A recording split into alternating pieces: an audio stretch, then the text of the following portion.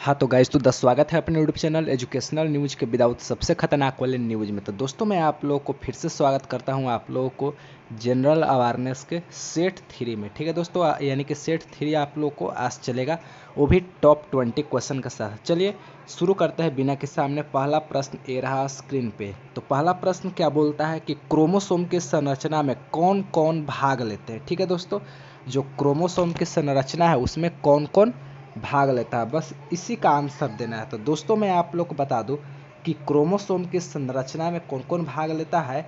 तो पहला भाग लेता है डीएनए, और दूसरा कौन सा भाग लेता है, प्रोटीन। ठीक है दोस्तों, याद रहेगा कौन कौन भाग लेता है क्रोमोसोम की संरचना में। एक तो डीएनए भाग लेता है, और दूसरा कौन भाग लेता है, प्रोटीन। ठीक है, दूसरा क्वेश्चन की ओर बढ़ते हैं। ठीक है, अनुच्छेद 17 किस विषय से संबंधित है। दोस्तों, यहाँ पे पूछता है कि अनुच्छेद 17 किस चीज़ से संबंधित है, किस विषय से। तो दोस्तों, जो अनुच्छेद 17 है वह है अस्पृश्यता का अंत। अस्पृश्यता का अंत। ठीक है दोस्तों, आगे देखते हैं question number third. Question number third क्या बोलता है, 1 केजी भार के बराबर कितना न्यूटन होता है। तो दोस्तों, आप लोगों को मालूम होगा सबसे सिंपल सा आंसर है कितना, 9.8 न्यूटन। यानी कि क्वेश्चन नंबर 3 का आंसर कितना होगा, 9.8 न्यूटन के बराबर होता है 1 केजी भार। ठीक है दोस्तों, चलिए क्वेश्चन नंबर 4 की ओर बढ़ते हैं। क्वेश्चन नंबर 4 क्या बोलता है। ठीक है, उत्तर वैदिक काल के मृद भांडों में किस प्रकार के मृद भांड सर्वोपरि वैशिष्ट सूचक है। तो दोस्तों, इसका आंसर कौन सा होगा, इसका आंसर हो जाएगा चित्रित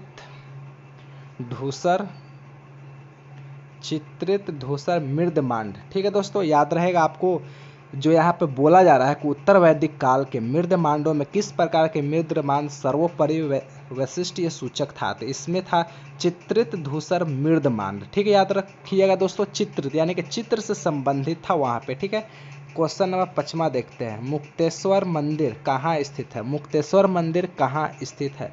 तो इसका आंसर क्या हो जाएगा, बीबीएसर यानी कि भुवनेश्वर। भुवनेश्वर में इसका मंदिर स्थित है, किसका, मुक्तेश्वर मंदिर। याद रखिएगा 5 का भुवनेश्वर आंसर है। ठीक है, क्वेश्चन नंबर 6 देखते हैं, पृथ्वी का भूमध्य रेखीय व्यास कितना होता है। एकदम टॉप मोस्ट क्वेश्चन है दोस्तों, पृथ्वी का भूमध्य रेखीय व्यास कितना होता है। तो इसका राइट आंसर कितना हो जाएगा, 12,756 किलोमीटर। ठीक है दोस्तों, याद रखिएगा पृथ्वी का भूमध्य रेखीय व्यास कितना होता है, 12,756 किलोमीटर। ठीक है, क्वेश्चन नंबर 7 की ओर बढ़ते हैं, मेडोना किसकी चित्रकृति है। याद रखिएगा दोस्तों, मेडोना किसकी चित्रकृति है। तो याद रखिएगा मेडोना जो है राफले की चित्रकृति है, जो कहाँ की है, इटली। ठीक है दोस्तों, याद रहेगा ना, यह भी टॉप मोस्ट क्वेश्चन है, मेडोना किसकी चित्रकृति है, तो राफले, इटली।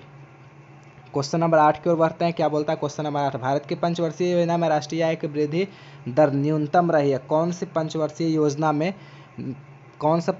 योजना में राष्ट्रीय आय की वृद्धि न्यूनतम रही है। तो कौन सा है, तीसरा, 3RD, यानी कि तीसरी पंचवर्षीय योजना में राष्ट्रीय आय की वृद्धि दर न्यूनतम रही है। ठीक है दोस्तों, क्वेश्चन नंबर हम लोग बढ़ते हैं 9 की ओर। क्या बोलता है 9, ऋग्वेद में किस अपराध का सबसे अधिक उल्लेख किया गया है। ठीक है दोस्तों, आप लोग याद रखिएगा, हमें ऋग्वेद में किस अपराध का सबसे अधिक उल्लेख माना गया है। तो क्वेश्चन नंबर 9 का आंसर क्या हो जाएगा, पशुओं की चोरी। ठीक है दोस्तों, पशुओं की चोरी, यानी कि जो ऋग्वेद में अपराध सबसे अधिक किसका उल्लेख किया गया था, पशुओं की चोरी बहुत ज़्यादा होती थी पहले। ठीक है, क्वेश्चन नंबर 10 की ओर बढ़ते हैं, साइलेंट वैली किस राज्य में है। साइलेंट वैली किसको बोलते हैं। तो यहाँ पे साइलेंट वैली किस राज्य में है। ठीक है दोस्तों, यहाँ पे पूछा जा रहा है साइलेंट वैली किस राज्य में है। तो सिंपल सा आंसर इसका क्या हो जाएगा, केरल। ठीक है दोस्तों, क्वेश्चन नंबर 10 का आंसर क्या है, केरल। क्वेश्चन नंबर 11 की ओर बढ़ते हैं, जब 2 इलेक्ट्रॉन एक ही कक्ष में होते हैं तो उनमें क्या पाया जाता है। दोस्तों, आप लोग बताइएगा इसमें क्या होगा, जब 2 इलेक्ट्रॉन एक ही कक्ष में होते हैं तो उनमें क्या पाया जाता है। तो आप लोग को पता होगा, जब 2 इलेक्ट्रॉन एक ही कक्ष में होगा तो उसके क्या होगा, विपरीत चक्रण होगा। ठीक है दोस्तों, विपरीत चक्रण होगा। याद रखिएगा आप लोग, इसका राइट आंसर क्या हो जाएगा, विपरीत चक्रण। क्वेश्चन नंबर 12 की ओर बढ़ते हैं। किस अनुच्छेद में प्रेस की स्वतंत्रता वर्णित है? तो दोस्तों आप लोग को मालूम नहीं है तो मैं आप लोग को बता दूं कि प्रेस की स्वतंत्रता कौन सा अनुच्छेद में है। तो अनुच्छेद 19 के भाग 1 में। ठीक है दोस्तों, याद रखिएगा अनुच्छेद 19 के भाग 1 में किस अनुच्छेद में क्या है, प्रेस की स्वतंत्रता निहित है। 12 नंबर क्वेश्चन हो गया। तो चले लगे हाथ हम लोग देखते हैं 13 नंबर क्वेश्चन क्या बोलता है। हैजा के जीवाणु की खोज किसने की थी? तो दोस्तों यहाँ पे बोला जा रहा है कि हैजा के जीवाणु की खोज किसने की थी? तो रॉबर्ट कोच। किसने किया था? तो रॉबर्ट कोच ने खोज किया था आप लोग को हैजा के जीवाणु का खोज। ठीक है, याद रखिएगा क्वेश्चन नंबर 13 का रॉबर्ट कोच। क्वेश्चन नंबर 14 देखते हैं, लगे हाथ। आर्यों का मुख्य व्यवसाय कौन सा था? तो दोस्तों आर्यों का जो मुख्य व्यवसाय था वह था कृषि। क्वेश्चन नंबर 14 का आंसर क्या है? कृषि। याद रखिएगा दोस्तों क्वेश्चन नंबर 14 का आंसर कृषि। आर्यों का मुख्य व्यवसाय था कृषि। क्वेश्चन नंबर 15 देखते हैं, 15 क्या बोलता है? चैत्य किस धर्म के अनुयायी का पूजा करते थे? तो चैत्य जो है चैत्य धर्म या बौद्ध धर्म की पूजा करता है। बौद्ध धर्म। ठीक है दोस्तों, किसकी पूजा करते हैं? तो बौद्ध धर्म। क्वेश्चन नंबर 15 का आंसर क्या हो जाएगा? बौद्ध धर्म। क्वेश्चन नंबर 16 देखते हैं, 16 में क्या कहा जाता है? 16 का प्रश्न क्या है? पृथ्वी के ध्रुवीय व्यास कितनी है? तो पृथ्वी के ध्रुवीय व्यास बोला जाएगा तो 12,714 किलोमीटर। वही आप लोग को विषुवतीय पूछा गया था तो कितना उसका आंसर हुआ था? 12,756 किलोमीटर। ठीक है दोस्तों, याद रखें दोनों बहुत ही इंपॉर्टेंट क्वेश्चन है। क्वेश्चन नंबर 17 देखते हैं, महिलाओं को ओलंपिक में भागीदारी सबसे पहले किस वर्ष हुई थी? तो दोस्तों मैं आप लोग को बता दूं कि महिलाओं का ओलंपिक में भागीदारी सबसे पहले 1900 ईस्वी में हुआ था। ठीक है दोस्तों, याद रखिएगा कब? 1900 ईस्वी में। याद रहेगा ना दोस्तों कि महिलाओं को ओलंपिक में भागीदारी किस वर्ष हुआ था? तो 1900 ईस्वी में। ठीक है, क्वेश्चन नंबर 18 देखते हैं, योजना कास्ट के कारण कौन सी पंचवर्षीय योजना देरी से प्रारंभ हुई थी? तो दोस्तों आप लोग ध्यान से देखिए 18 नंबर क्वेश्चन। 18 नंबर क्या बोलता है कि योजना कष्ट के कारण कौन सी पंचवर्षीय योजना देरी से हुई थी? तो बस एक ही को था जो लेट से शुरू हुआ था। कौन सा?